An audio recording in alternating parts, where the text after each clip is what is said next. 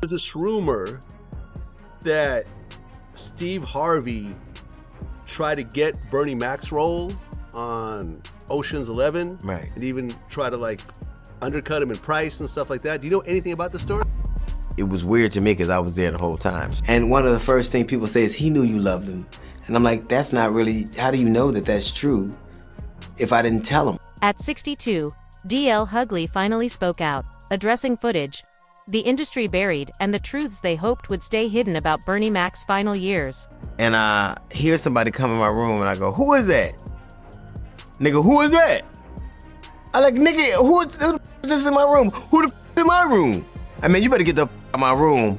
We both go to the door with pistols. For 16 years, the narrative sat protected, shielded by grief and quiet deals behind closed doors. But the real story behind why Bernie Mac spent his last days isolated, overlooked, and betrayed was beginning to unravel. So let's get into it. Bernie Mac committed what Hollywood considered an unforgivable act. He understood his worth. When the original Kings of Comedy tour launched in 1997, Bernie was expected to be thankful for being placed in the middle of the lineup. Steve Harvey was the established figure, the TV face, the radio voice, the one with the recognized status. The roles were set. Everyone was expected to stay in their designated place. You know, Steve at one point was, uber successful, and then Bernie started to, because he didn't ever think he would get the opportunity he got. But night after night, in city after city, Bernie Mac shattered that order. His raw honesty cut through the polished delivery of everyone else. When Bernie walked on stage, the crowd didn't just laugh, they changed. They connected to him. He wasn't simply performing comedy, he was speaking unfiltered truth. The shift began gradually, and then hit all at once. Bernie stopped acting like he was fortunate to be included and started recognizing that he was the main reason audiences showed up. Fans bought tickets for the Kings of Comedy, but they left repeating Bernie Mac's lines. His stories about raising his sister's kids, dealing with everyday chaos, and his bold, sharp commentary on family and society landed with unmatched precision. He did. America loved him, like we all kind of knew they would, and he decided to go a different way. And that closing spot, it wasn't just about ego, it represented respect, bargaining power, and the highest paycheck.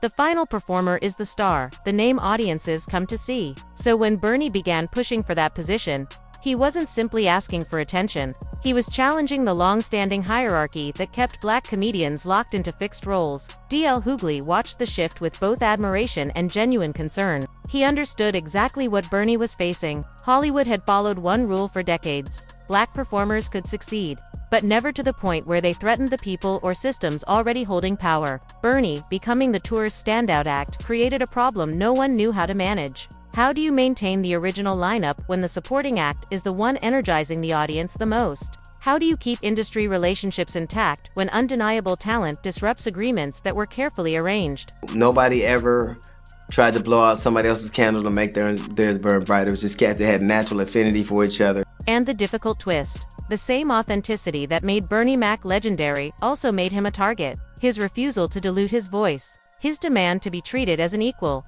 His growing awareness of his own value. The qualities fans celebrated were viewed by the industry as disruptive. Behind the scenes, discussions were happening without him. TV executives were calling. Studios were considering solo projects. The Kings of Comedy had unintentionally awakened what Hollywood feared most. A black comedian who understood his power and wasn't scared to use it. Pressure mounted from all directions. Executives invested in keeping the current hierarchy intact. Comedians whose opportunities depended on the structure staying untouched. People felt threatened because Bernie's rise could shift the balance. But Bernie had already discovered something more meaningful than industry approval.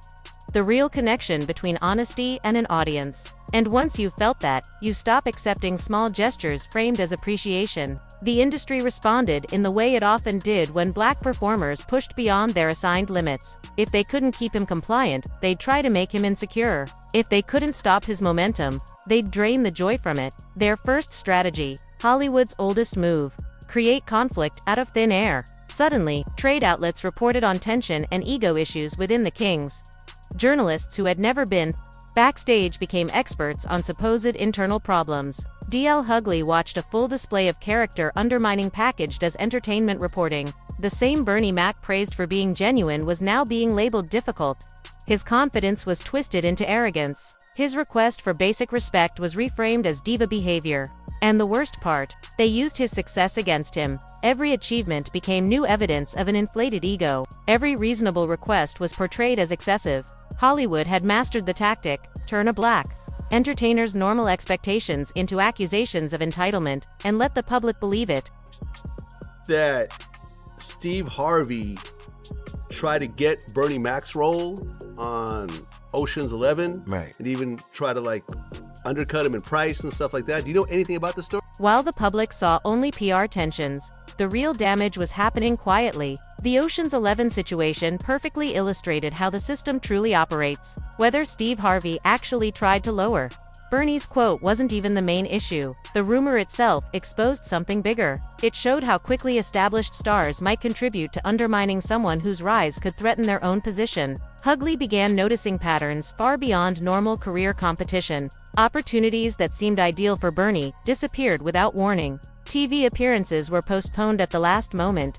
Film roles went to comedians with less ability but far more willingness to follow orders. Each event looked like simple misfortune on its own, but together, they formed a clear picture of coordinated exclusion. The psychological strain was intense. Bernie was forced to defend his reputation against vague accusations coming from all directions. Balancing real opportunities while battling unseen smear efforts began wearing him down in ways only the people closest to him truly recognized. But never once did I see anything.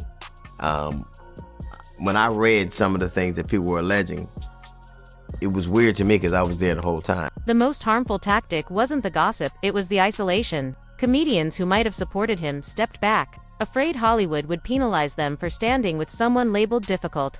Executives who respected his talent grew hesitant, unwilling to take risks on a man suddenly marked as problematic. This separation affected him mentally as much as it did professionally. Bernie began doubting his own judgment. He questioned whether asking for basic respect was somehow unreasonable. That ongoing gaslighting slowly wore down the confidence that once made him a force in the industry. What Hughley saw was a clear example of how the business keeps black performers in check. Success is allowed, but only within the limits set for them. Push beyond those boundaries, request autonomy, or ask for treatment routinely given to less accomplished white comedians. And the system pushes back with calculated precision. Bernie's only offense was believing he deserved fair treatment, but in an industry shaped by subtle racial hierarchy, even that belief made him appear threatening. By 2005, Bernie Mac was facing challenges he never anticipated. His sarcoidosis diagnosis should have brought understanding, yet it was instead used against him. Hughley watched as Bernie's illness became another excuse to restrict his opportunities. I remember I was at the golf course and we were getting ready to put it together, and everybody was all excited, and so it was. You remember how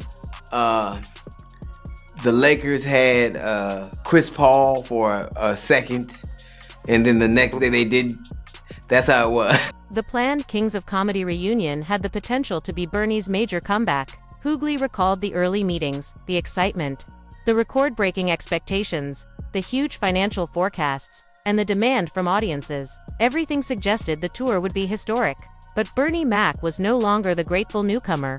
His hit TV series, film roles, and rising influence gave him leverage. And when he used that leverage to request equal creative input and fair compensation, executives grew uneasy. Suddenly, what should have become the biggest comedy reunion of all time was labeled too difficult to execute. Bernie, felt like he didn't want to do it anymore. He was on his own path, and Steve. So, nothing like that ever happens or doesn't happen for a reason. Hughley's public statement was polite, but the reality was more troubling. Bernie didn't leave voluntarily. He was quietly removed from key decisions, sidelined the moment. He refused to accept a lesser position in a group where he had become the primary draw. As soon as he demanded equal footing, the entire reunion collapsed. It echoed a pattern that followed him for years. Opportunities would arise, generate excitement, then disappear the moment Bernie expected to be treated as a partner instead of someone who should simply remain thankful and quiet. During this period, his health was used in ways that ignored basic human decency. Producers cited concerns about his illness to deny him roles. Insurance companies made production nearly impossible. Even with his spotless work history, new hurdles were placed around him, all designed to limit his influence. I was disappointed, but I understood that, you know, those kind of things happen. And I just, you know, got the memory of being with cats that I loved and making history. The strain of dealing with a serious illness while being quietly pushed out of the industry forced Bernie into a harsh cycle that was difficult to watch. His worsening condition made him even more sensitive to the emotional impact of constant rejection, and that ongoing struggle for basic respect only aggravated his health. Hughley saw his friend break under pressures he had no power to stop. What made it even more painful was witnessing Bernie's relationships with the other kings deteriorate under that same pressure. The brotherhood that once felt solid was now falling apart, weakened by industry politics and competition none of them anticipated. And when that false report of Bernie's death surfaced just weeks before he actually passed, it showed how isolated he had become.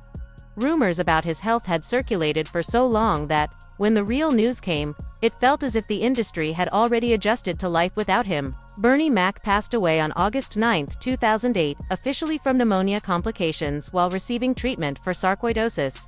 But those who were present during his final years understood the situation differently.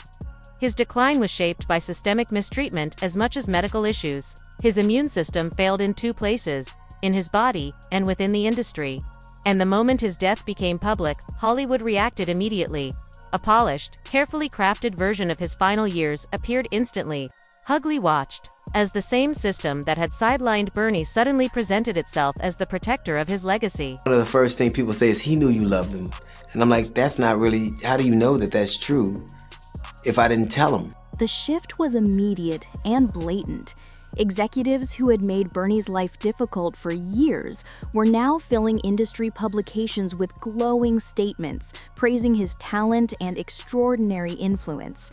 The same people who had used his illness against him were now offering emotional tributes.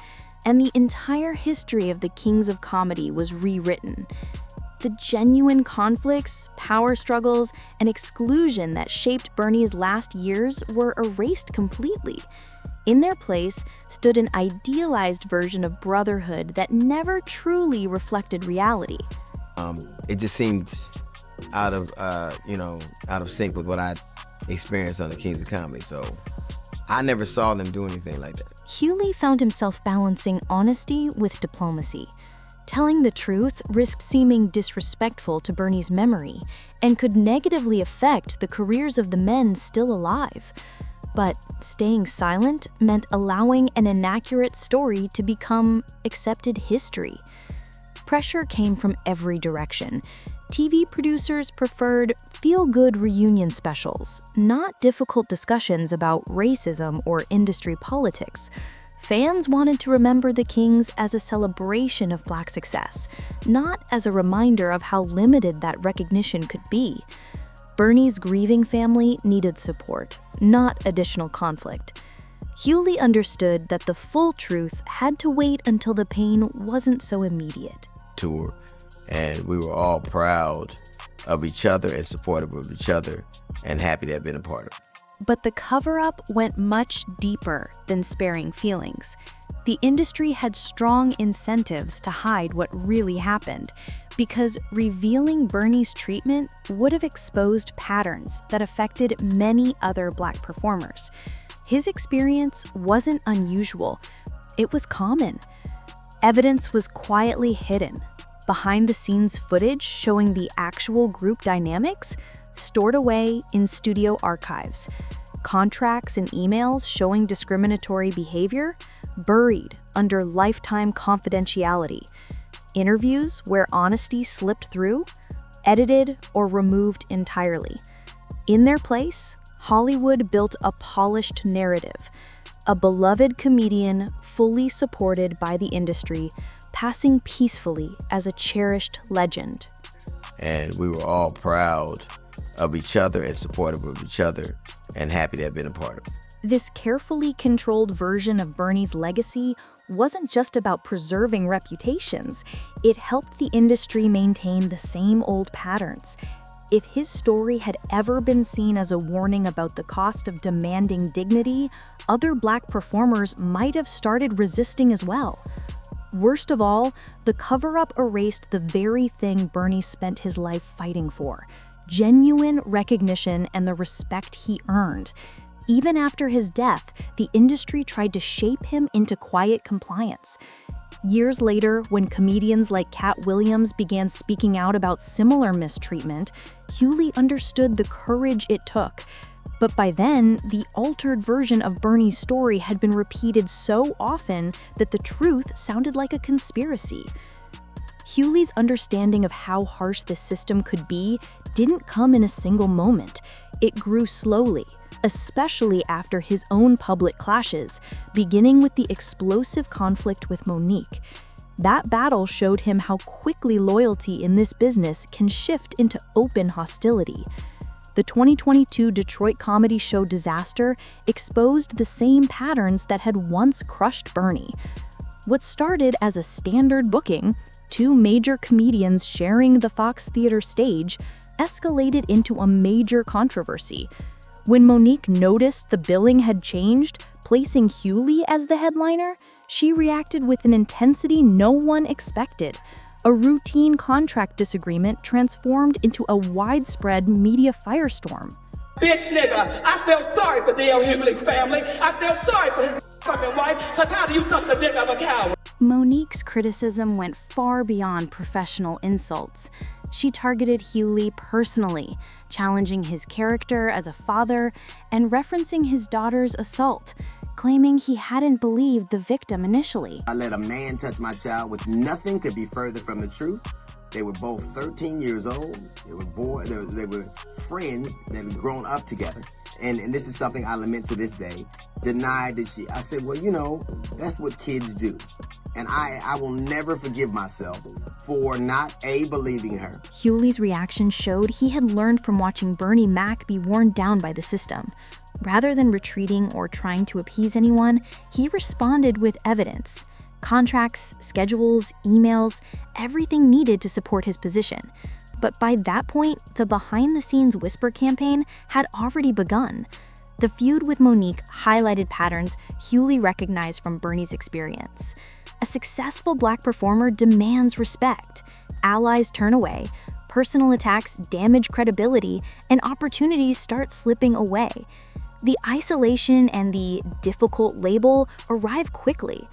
Yet there was one difference. Social media had shifted the landscape.